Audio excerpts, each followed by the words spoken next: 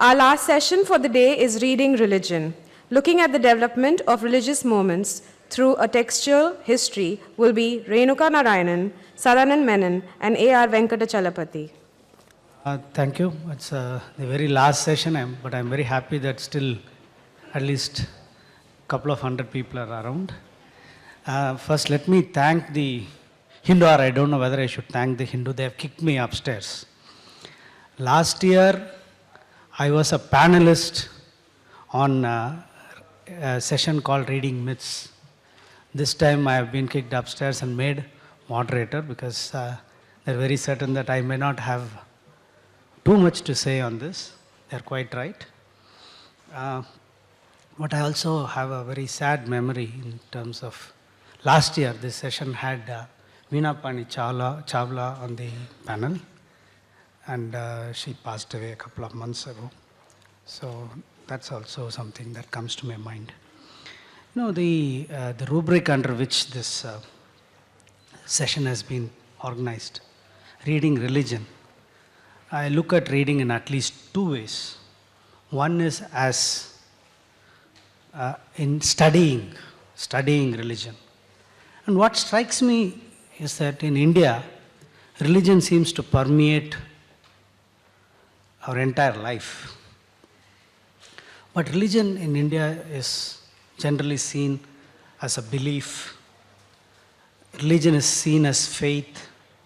Religion is seen as practice. But what I find distinctly missing is we don't have an academic study of religion. There is no, it might sound oxymoronic, but I think I'm quite right when I say that there is no secular study of religion. If you look at the West, for instance, studying religion in a secular fashion is very much part of the humanistic makeup. Anybody who can pass off as a reasonably learned person would have some understanding of religion. But we find in our universities and colleges, we really don't have such a study. So there is one aspect. I'm sure Sadanand will have a lot to say about it because I think he is coming from a certain perspective as a kind of non-religious approach to religion. This, you look at it, religion has to be seen in a very larger perspective. Religion can and has been a historical agent and a historical force. Religion has been a social force. In fact, I would say, religion is also a force in history, force in language. When we look at, for instance, Karl Marx's and Engels' Communist Manifesto, the language of the manifesto is so permeated by a biblical language. It almost seems as though that any millenarian message cannot be delivered, can only be delivered with a certain recourse to a religious idiom. The second kind of reading is, in sense of, reading as reading texts, I think, which is what Renuka is going to focus on today. How we can look at religion through texts, or how religious texts can be read as literary texts. This is where I am reminded of the Tamil writer Jayakanthan's comment. He writes somewhere when he was in his prime, he once said, Kadavul poi, God is false. Anal bhakti poya, but his devotion false. I think even the hardcore atheist will find it difficult to say that devotion is false, because devotion is a productive force. You can using it even in a very Foucauldian sense. You can say religion is a very productive force. It has been devotion has been a very productive force. So much of India's literature is animated by religion, and I think it is fitting that there should be a session on it. Renuka, let me pass the ball on to you. How do you handle religious texts from the perspective of literature? Good evening to everyone.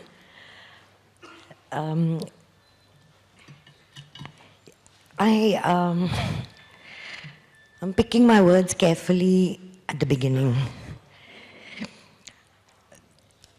I had to do something that in my worst nightmares I never expected to be doing, because I was a party girl in jeans. And suddenly one night I transmogrified into something very strange called a religion editor in the mainstream press. And I said, this can't be happening to me. First of all, as a woman, I know I have no honorable place in any of the patriarchal religions. I was born a questioner. I come from a family that's been debauched and westernized for over 100 years. I enjoy my piece of steak with pepper. I've broken all the taboos. And when Mr. Shekhar Gupta of the Indian Express asked me to write a column on religion on the editorial page of the Indian Express, that is to say, in the heart of the paper, I was in a pair of scuffed jeans torn at the knee in the approved fashion. My hair was in a knob. If I had a bone, it would have been a bone through it, but it was camel bone, not human bone.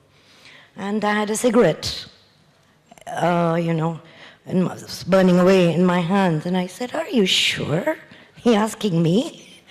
And he said, and this was horrible, he looked through me like this horrible X-ray brain scan and said, you don't fool me.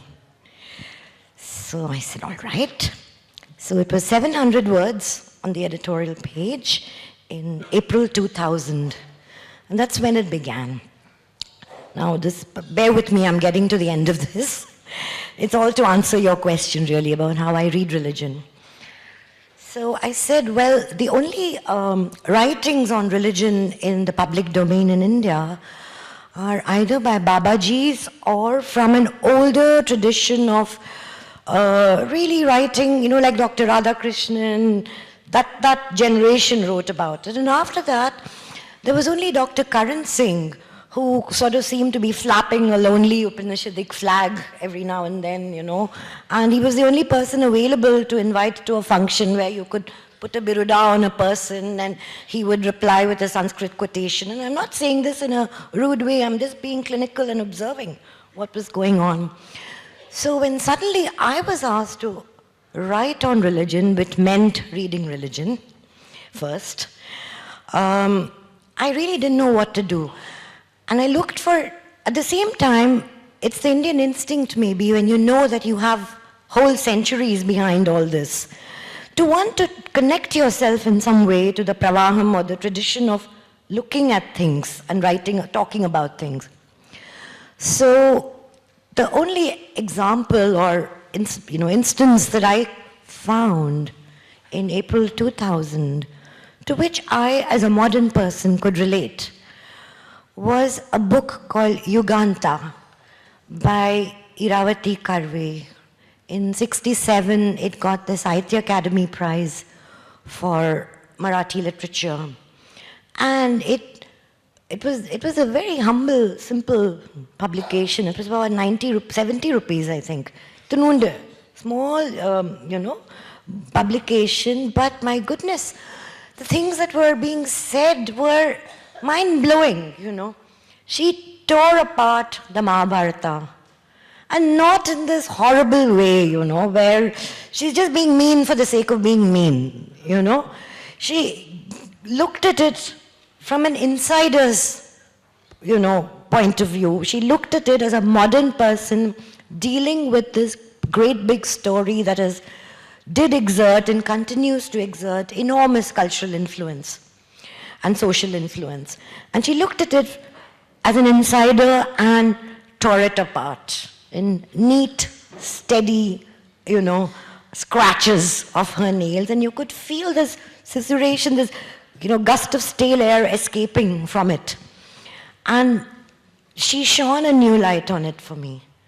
And so my very first column on religion in the public domain, the first thing I wrote about religion was about what I read on religion, and that was Iravati Karve's book, Yuganta, because in April 2000, there was a reasonable chance that there was a new generation that would want to know what she said and what something like that was about.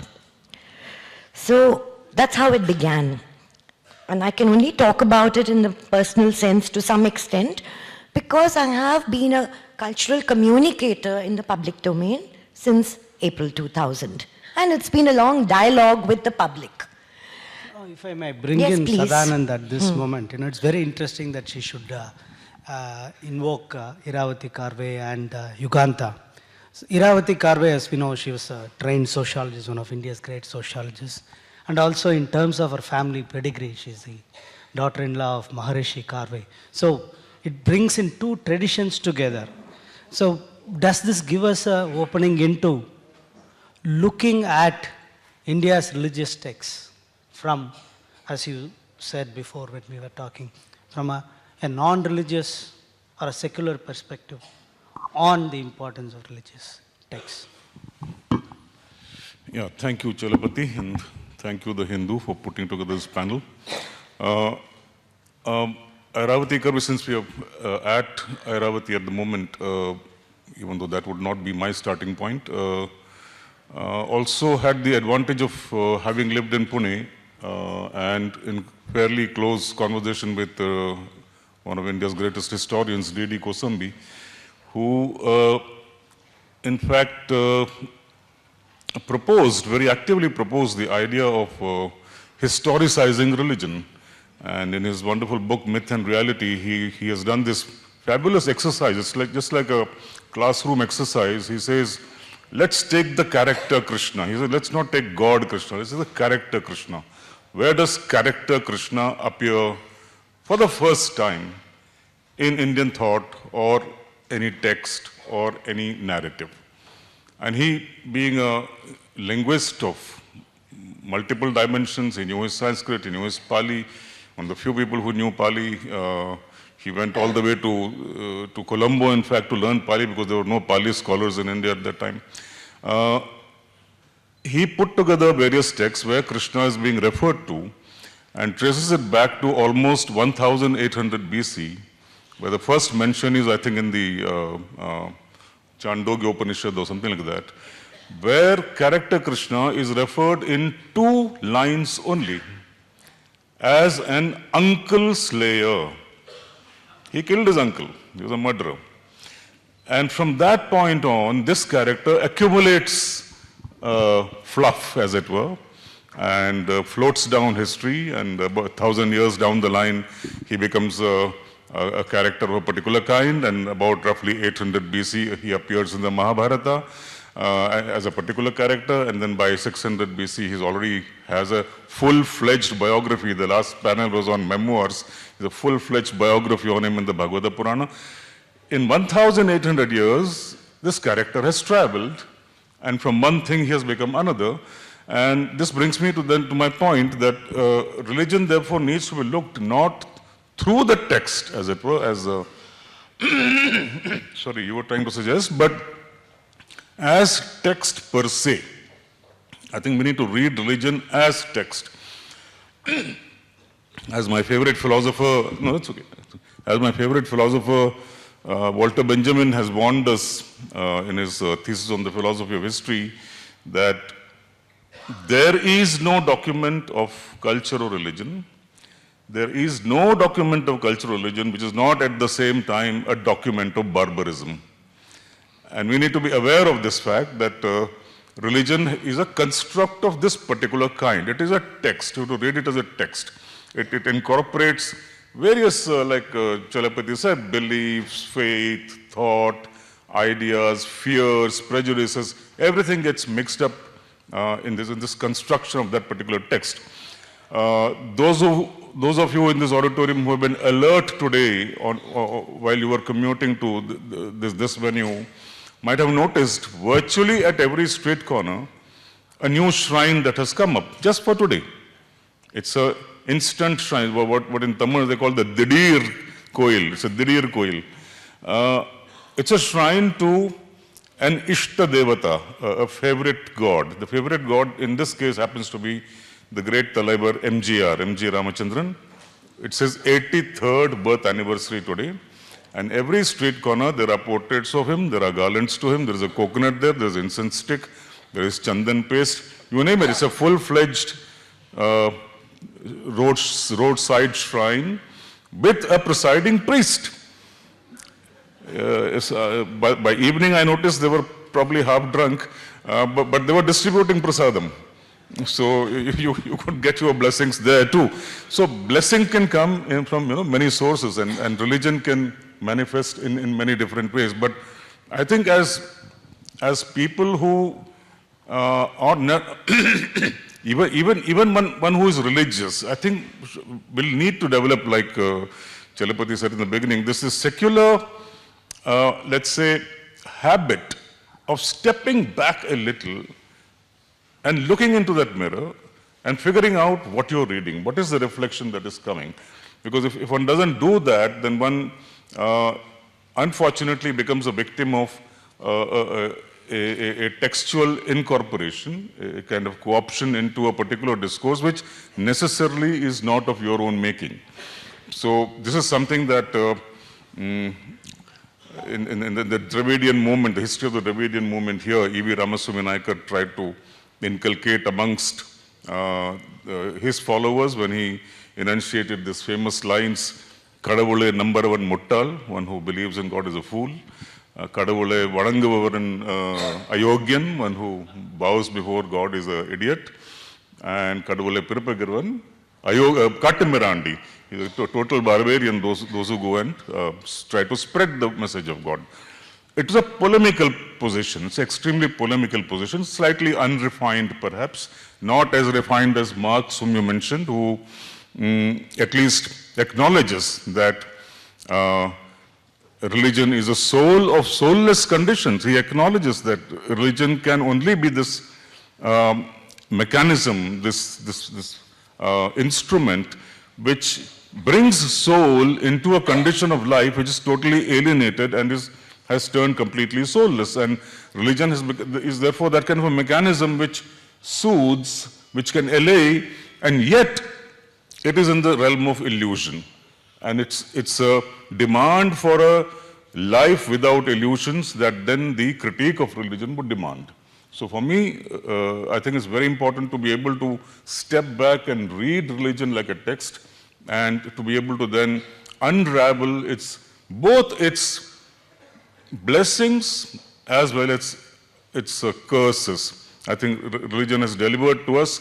It's like an incubator. This incubator carries with it the dragon seed, and it also carries with it the seed of knowledge and the seed of beauty and the seed of passion and many positives, but it also carries with it the dragon seed that can take us down the dark alley. Renuka, to your audience when you are editing the Indian Express is basically a middle class.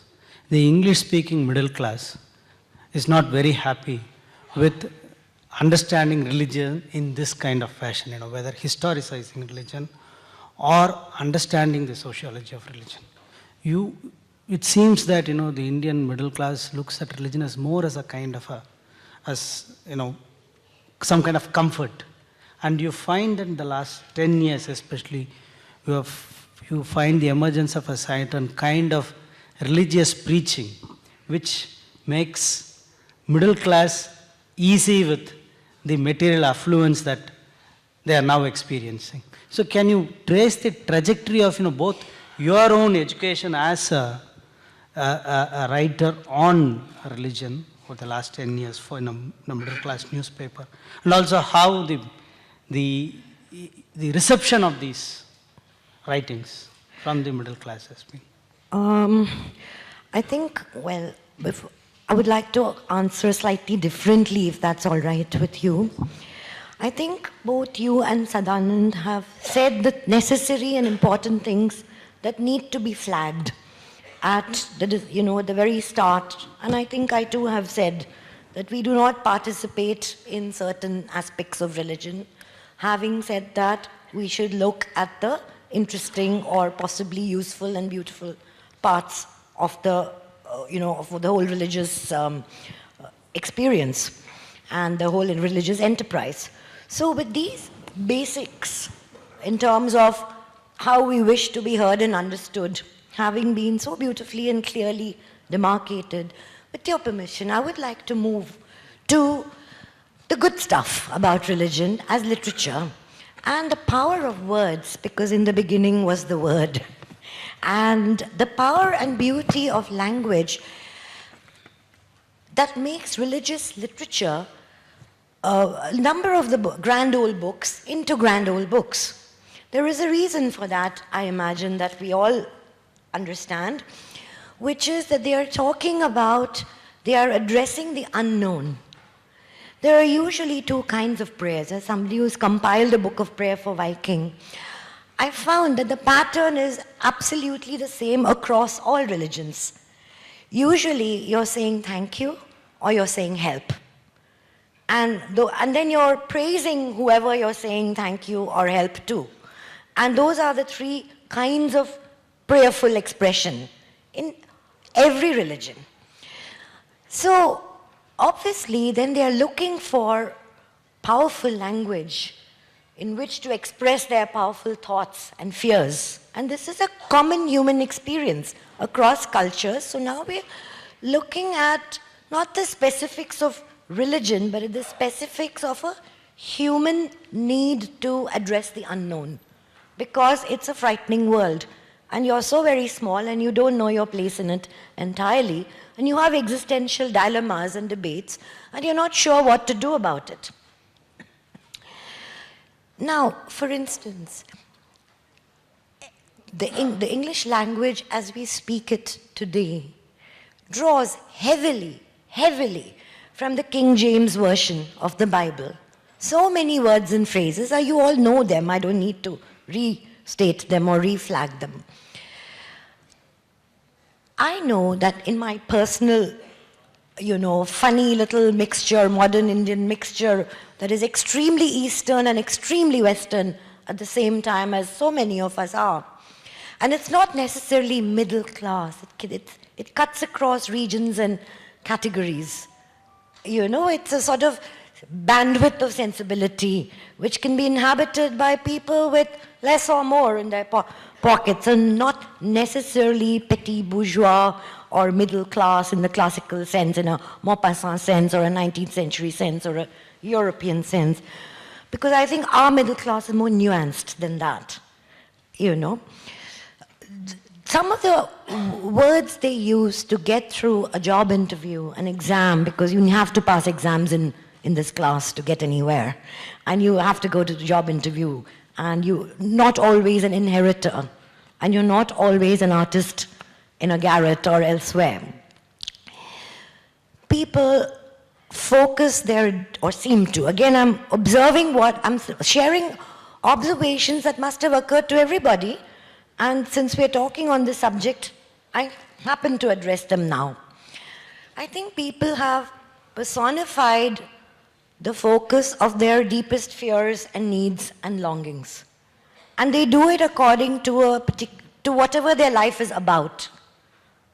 And that is why you have somebody who is a presiding deity to help you be a good craftsman, to be a good, scholar, to be a good anything.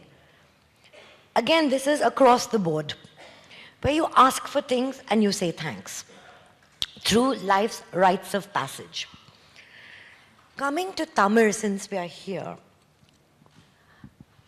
I was kind of determined that though I wrote for a paper in Delhi, which had a very Delhi-centric audience, coming with my baggage of whatever I've inherited from Tamil Nadu, I wanted to float those words like leaves on the stream or paper boats in the public consciousness. I wanted to share things like Aviyar, who's such a fabulous, feisty old lady who goes around ticking off kings with big mustaches and telling them, Varapuira, raise the buns and tanks, look after the thirst of your population, do water management, do so many things. And at the same time, the beauty of words like when she's talking to Pillayar, When she's talking to Ganesha, she says, Tayai enakku thaan ezhundaruli maya piraivi mayakka maruttai. Now, that melts my bones.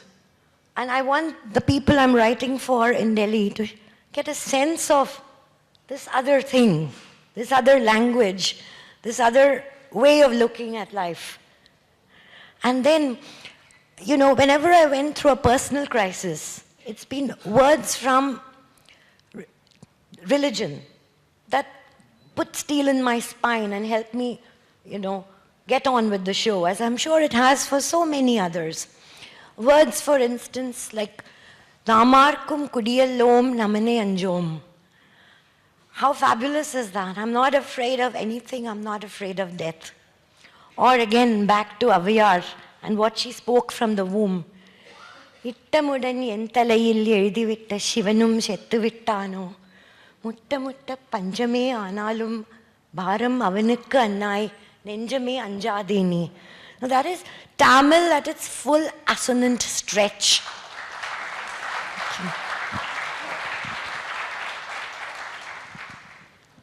And I wanted very much to celebrate these courageous and beautiful words and share them with as many people as possible. I beg your pardon. I will ask you to do it. Because you are the Tamil historian and translator. So he will do it better than me. This, I think that also raises another question, you know. The whole issue of translation of devotional poetry is a deeply fraught Issue. issue. So in that, are you going to Yes, translate yeah, it? let me illustrate with a couple of things. You know, it Otherwise is I will- almost a futile exercise. You know, let us take the classic case of, you know, a very, very accomplished translator like A.K. Ramanujan.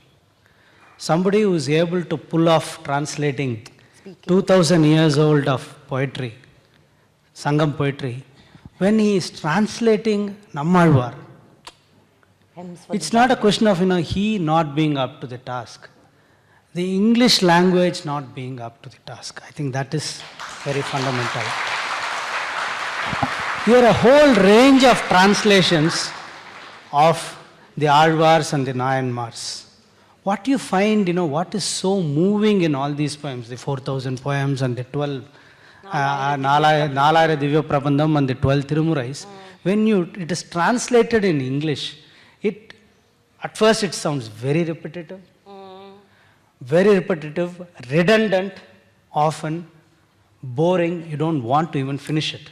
But when you read these texts, it moves you. Profoundly. Profoundly, it moves you.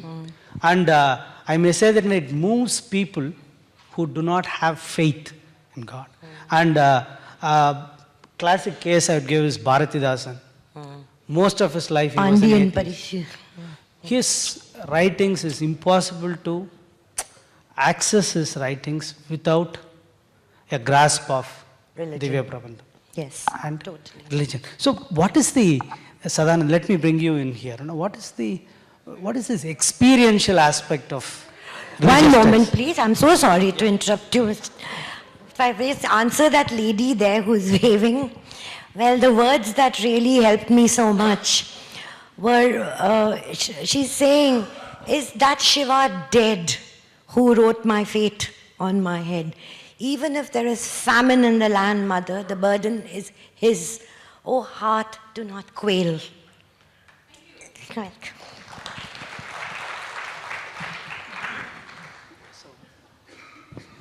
Experiential. Yeah. So it is also the experiential aspect of religion and the fact its everyday nature of the phenomenon, if you want. It's not solidified and consolidated into one, monolithic structure. There's an everyday nature to it. There's an everyday engagement with it. There's an everyday change and mutation that happens to it, which has also encouraged probably the greatest amount of critique of religion for coming from within religion. And that's been the most interesting aspect of it, that no matter which faith you take, no matter which doctrine you follow, it has always set itself up against a certain kind of debate and a critique. In Hindu, for example, Hindu pantheon, for example, you have the amazing phrase of the Lokayatas, the little traditions, which were constantly challenging the big traditions, which were constantly throwing questions back at it, which were mocking the Ramayanas, which were mocking the Mahabharatas, which were mocking the Godheads. And the Lokayatas are innumerable. Devi Prasad Chattopadhyay's fantastic compilation of the Lokayatas is a treasure trove. It's just unfortunate that in our, let's say, pedagogical systems in schools and universities, we don't counterpose certain philosophies with the need for a counter. Once again, like you said, the secular tradition would have done this, would have posed religion as a debate, not as an open and shut book, but as a debate, as something that you constantly engage with. One day you believe in something, next day that belief goes crashing through the floor because what you expected, the support you expected, does not come. People living along the coast in Tamil Nadu who believed in the mother goddess, the fishing community, for example, who believed in the goddess Kadalamma, who saved them, and who protected them. Overnight with the tsunami, that faith crashes, it collapses. Kadalamma worship has declined tremendously across the coast. So this is a constant phenomena which we need to engage with. I'm reminded of the Bhakti period, for example, where we have absolutely brilliant and equally poetic and equally evocative and indignant voices coming out from Kabir and from Nanak and from Narsi Mehta. Narsi Mehta of Vaishnava Janato fame has this fabulous little ditty, Ik manas ni evi tev, dekhe patthar puje dev. One fellow has such peculiar habits, the moment he sees a stone, he starts worshipping it as a god. Dekhe patar tode pan, dekhe pani kare snan.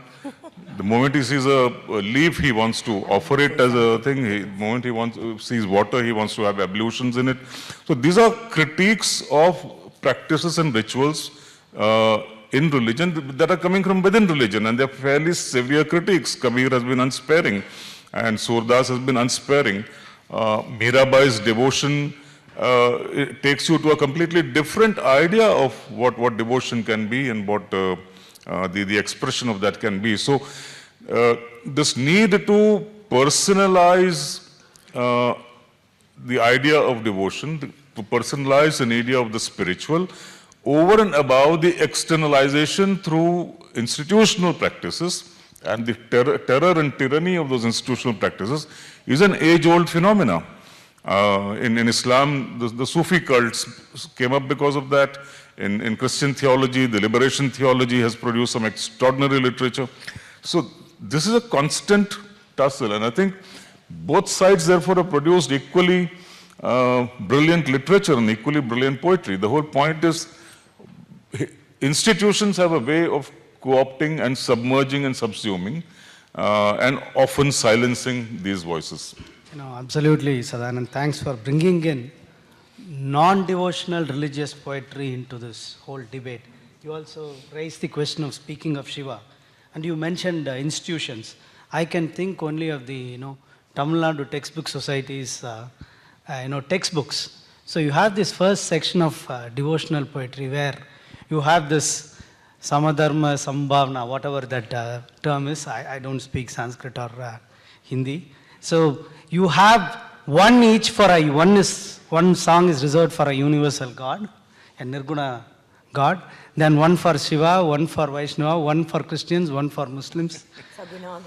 And then what happens is there is no representation for, the Siddhars, or, you mentioned speaking of Shiva, and now I am also thinking of, the new translation by Arvind Krishna Mehrotra of Kabir's poetry.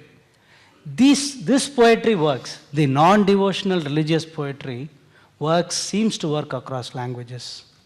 But it seems the devotional poetry doesn't work in a non-Indian language? Well, I'm glad you both mentioned Kabir, because that gives me an opportunity to share something so extraordinary that, I only noticed it again because I had the prayers of all the religions in front of me, for my book of prayer. And suddenly I saw the most extraordinary pattern, which again has not been talked about enough because it's really an extraordinary pattern.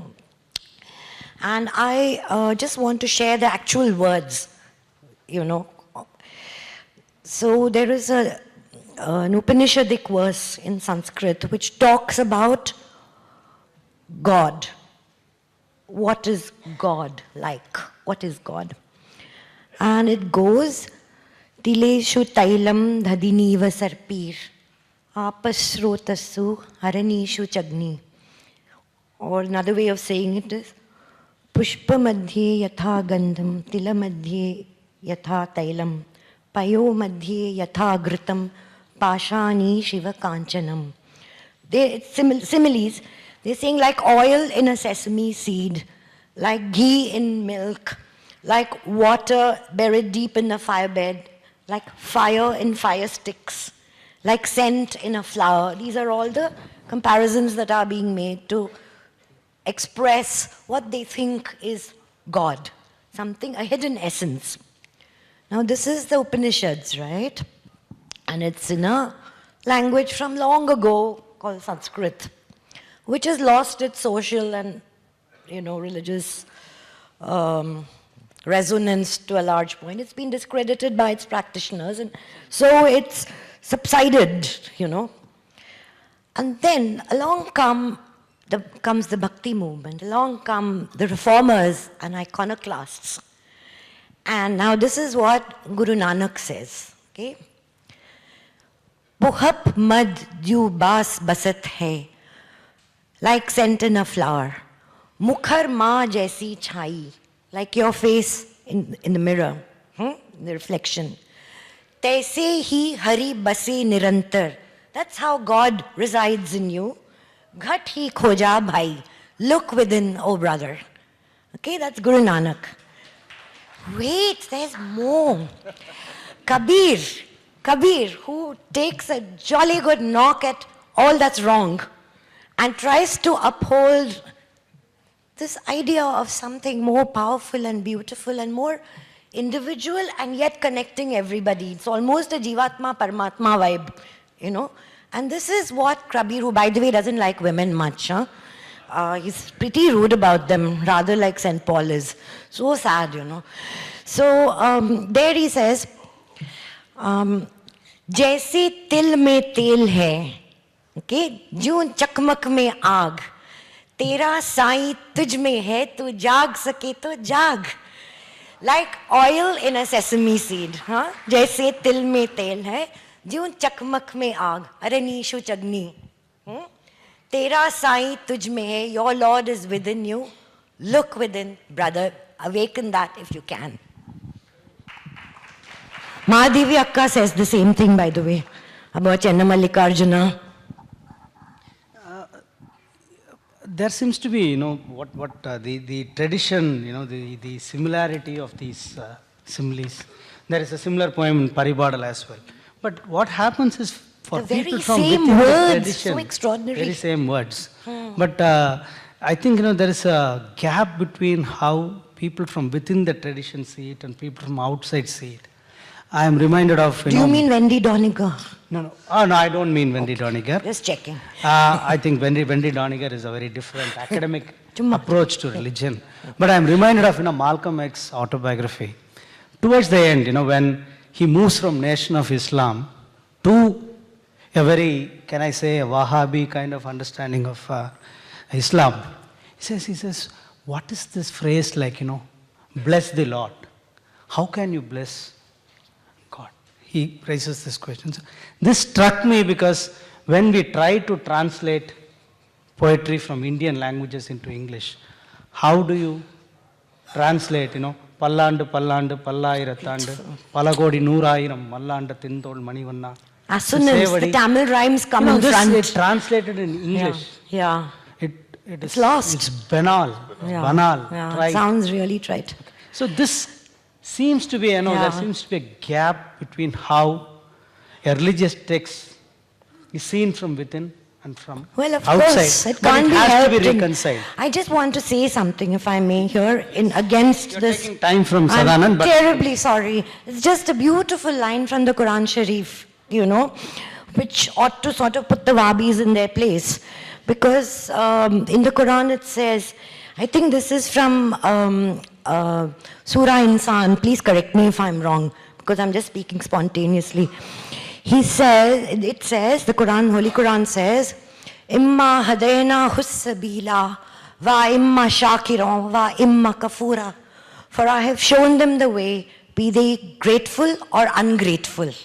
Kafura is ungrateful. And it's there in the Holy Quran, And this is beautiful Arabic.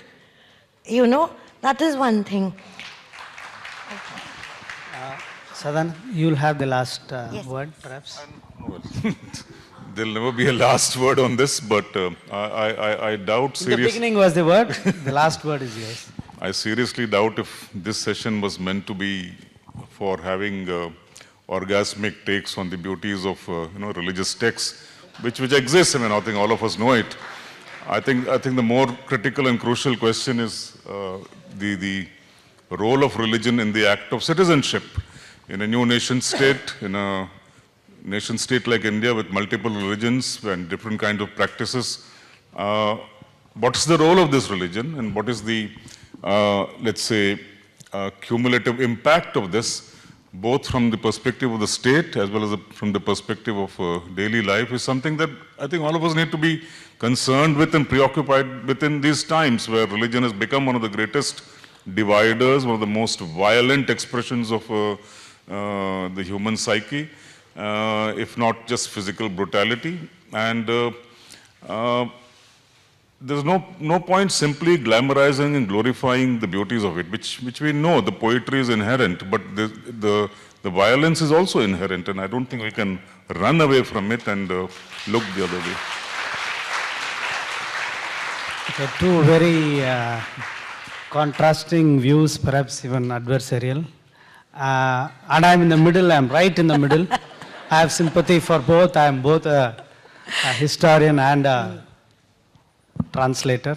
So I'm sure lots of people are bursting with questions, certainly very contentious questions. Once again, I know everybody has a view on religion and what others should write about and what others should say. Please try to, keep your comments brief to the point so that we can. Sadanand sir, Satyendra here. The recent things happening all about this religious conversions. Can you make some remarks about no, it? we are back to Converting politics. everybody into Hindu, converting everybody into Islam. I just want to say something here. I'm so sorry for we have speaking out of discussed any turn. of these issues. So I think we should stick to the broad, we should stick to the broad framework within which the two panelists have spoken. Yeah, just Because it's always about opinions, but it's nice to just look at the texts too and see what people are actually saying. My query is to the panelists. How do you see the retellings? Nowadays, retellings, the literature is flooded with retellings of religion. So how do you see the retellings of this religious text or myths in present perspective? And these retellings are doing some good to literature, good to religion? Or they are Sadanand, just I useless? think you raised the whole question of how, texts have got accreted. I think you should respond to this. Yeah, well, the contemporary phenomenon of retellings is, of course, to do with the market, to do with the fact that there is a fantastic market for it. And people don't know the religion. People don't know there's a certain kind of belief you fall into, but there's a very large pool of ignorance over it, and then anybody can get away with it. Devdutt Patnaik is making a fortune with it. But we also need to look at certain kind of retellings. For example, there is this, earlier in the day, the name, P. Sainath mentioned the name of Ganesh Devi, who has set up the Tribal Research Center in Tejgarh near Baroda. which works with the Bhil community in that region. And there are 12 Bhil communities in that small 400-kilometer radius. 12 distinct communities with distinct dialects. Each of those 12, in those 12 dialects, have 12 Mahabharatas.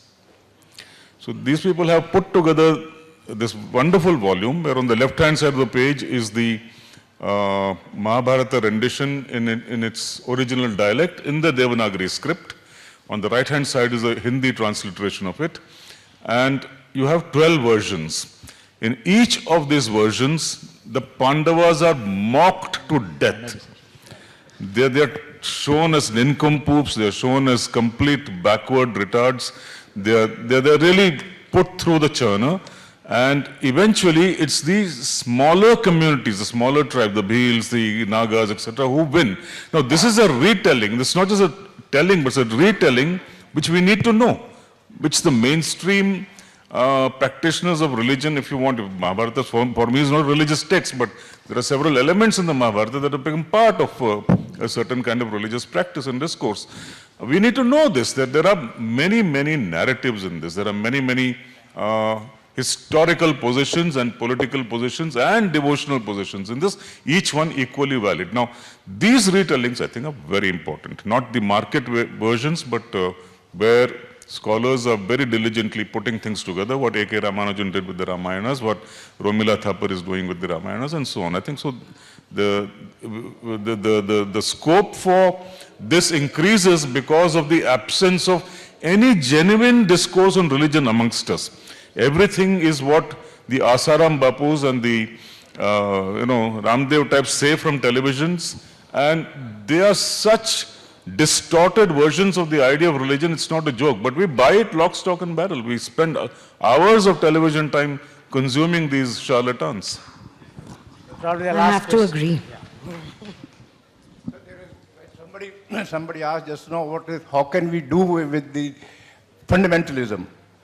Iqbal had written a poem which would have been our national song, but we didn't take it because it was written by Iqbal. Sare jahan se acha Hindustan hamara. One couplet in that is, Mazhab nahi sikhata. The religion does not teach. Aapas mein bair rakhna. To have enmity amongst us. Hindi hai, hum watan hai. We are all Indians. Indian is our Hindustan hamara. So this is our India is our country. So it's not a religion which teaches us the rivalries. So we're doing it ourselves. And secondly, Ghalib had written about summarized the whole thing about it. He said, Jannat ki hakikat. Jannat is heaven. Hakikat is condition. Jannat ki hakikat maloom hai humko. We know the condition of Jannat. Dil ko ek khush rakhne ko Ghalib, ye khayal acha hai. To keep ourselves happy, it's a very good thought. It's a very lovely quotation. Probably on that note, we should end. Thank you. Thanks, Sadanand. Thanks, Renuka.